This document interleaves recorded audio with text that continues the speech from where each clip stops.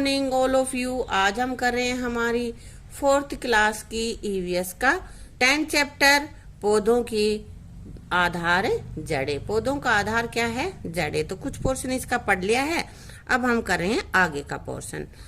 School की आधी छुट्टी हो गई है, सभी बच्चे खेल रहे थे। रोहित और उसके दोस्त स्कूल में उगे बरगद के पेड़ की लटकन पर झूलने लगे। देखो पिक्चर में दिख रहा है, ये बरगद का पेड़ है और ये इसके लटक रही हैं, तो इनके बच्चे देखो यहाँ लटकने लग रहे हैं।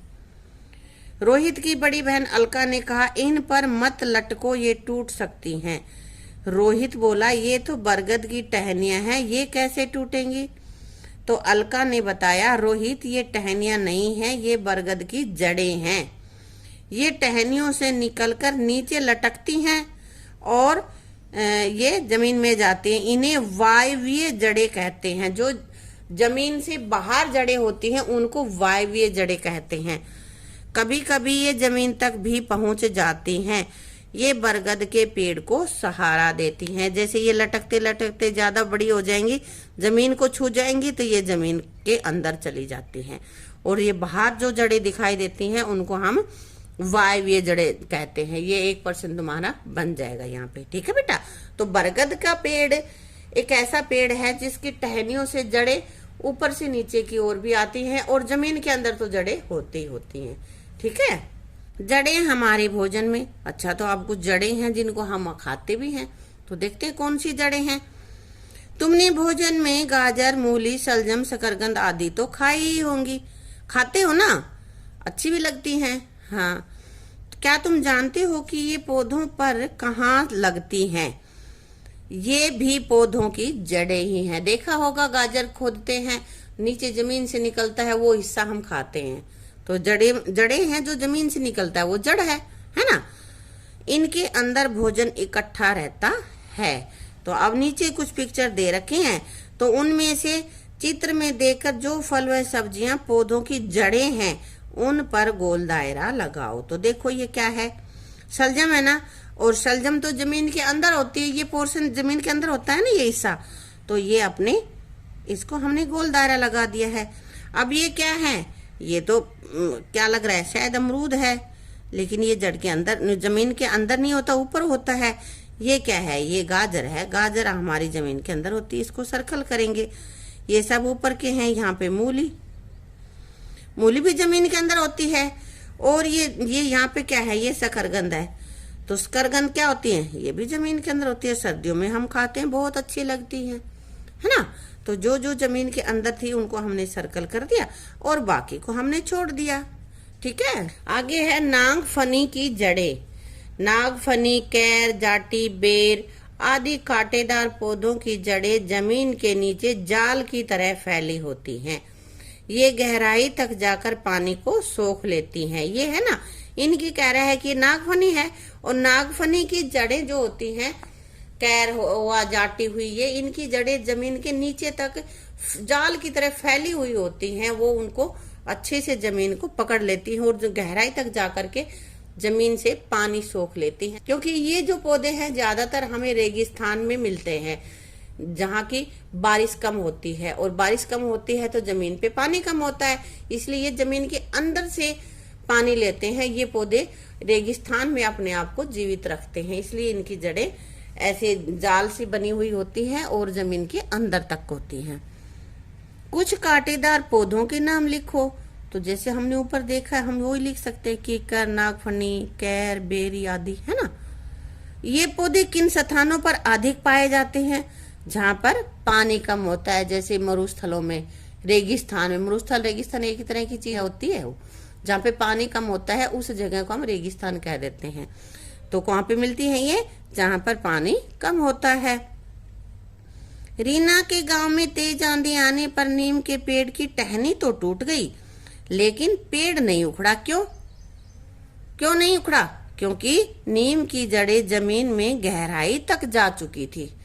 उन्होंने अतः उसकी पकड़ मजबूत थी, वो गहराई तक चली गई थी, वो जमीन को अच्छे से जकड़े हुई थी, इसलिए नीम का पेड़ नहीं उखड़ा, ठीक है। मोनू ने अपने घर पर एक छोटे गमले में गुलाब का पौधा लगाया।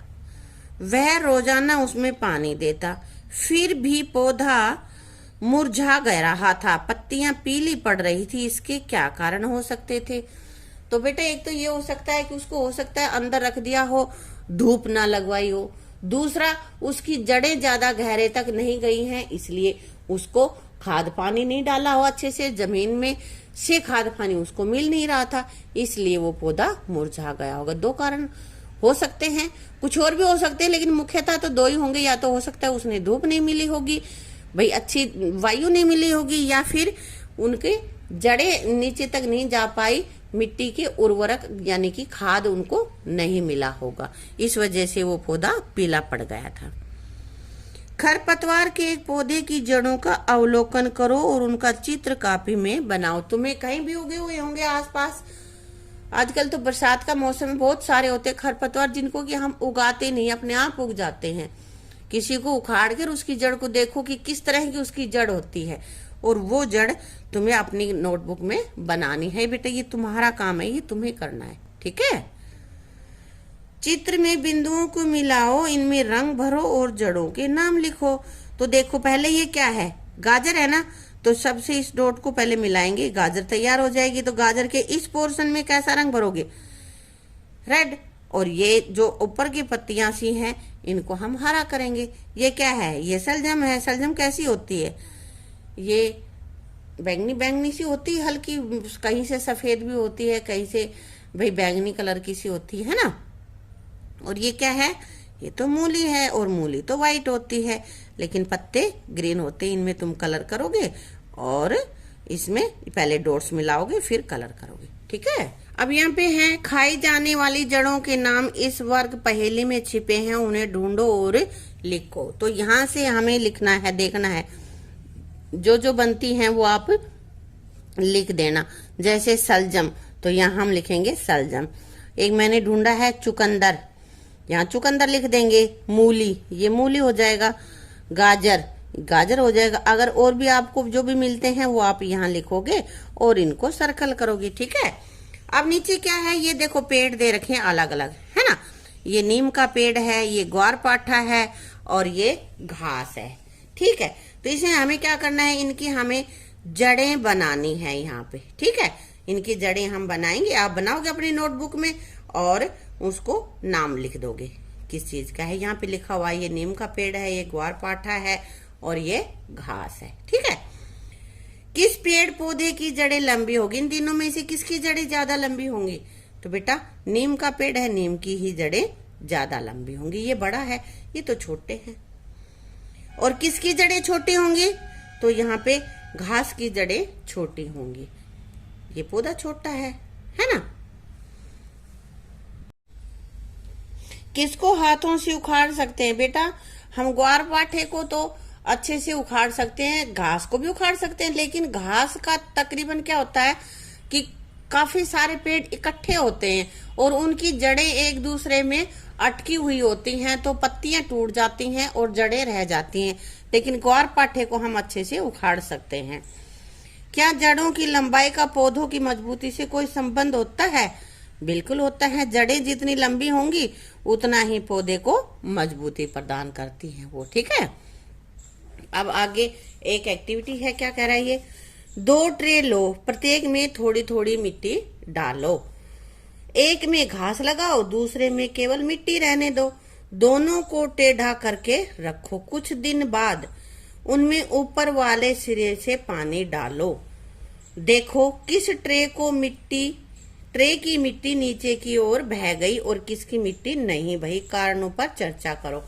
तो बेटा जिस मिट्टी में हमने घास डाली है उसको अगर हम डालेंगे तो उनकी मिट्टी नहीं बहेगी, क्योंकि घास की जो जड़ें हैं वो मिट्टी को पकड़ लेंगी, और जिसमें हमने कुछ नहीं बोया था वो मिट्टी पानी डालने से बह जाएगी। ये एक्टिविटी आप करके देखना, फिर अच्छे से आपको समझ में आएगी। अब है छांटो और लिखो। जड़, फूल, तना, पत्ती, फल, इनमें से छांटना है और नीचे कुछ पर्सन है वो हमें लिखने हैं। पौधे का वह भाग जो जमीन के अंदर होता है उसको क्या कहते हैं? जड़ कहते हैं, फूल कहते हैं, तना, पत्ती या फल। तो जो जमीन के अंदर होता है उसको हम जड़ कहते हैं। जिस पर फल, फूल, पत्तियां और शाखाएं होती हैं वो क्या होता है? वो तना होता है। और जो भोजन बनाता है, पत्तियां बेटा भोजन बनाती हैं, तो ये होता है पत्ती। ठीक है। जो सुंदर व रंगीन होता है, सुंदर क्या होता है? फूल होता है, तो यहाँ पे हमने लिख दिया फूल। और सेब पौधे का कौन सा भाग है जिसको हम खाते हैं? वो वाला कौन सा है? वो होता है अपना फल। ठीक है, आ गया समझ में? जड़, तना, पत्ती, फूल और फल, सारे हमने इसके भाग देख लिए। पेड़ के कौन कौन से भाग होते हैं? यही भाग होते हैं पेड़ के। तो बेटा इसी के साथ अपना लेसन खत्म होता है और अपनी वीडियो भी यहीं पे समाप्त करते हैं। अगर आपको वीडियो अच्छी लगी तो वीडियो को लाइक करना, शेयर करना और चैनल को सब्सक्राइब करना। Thank you.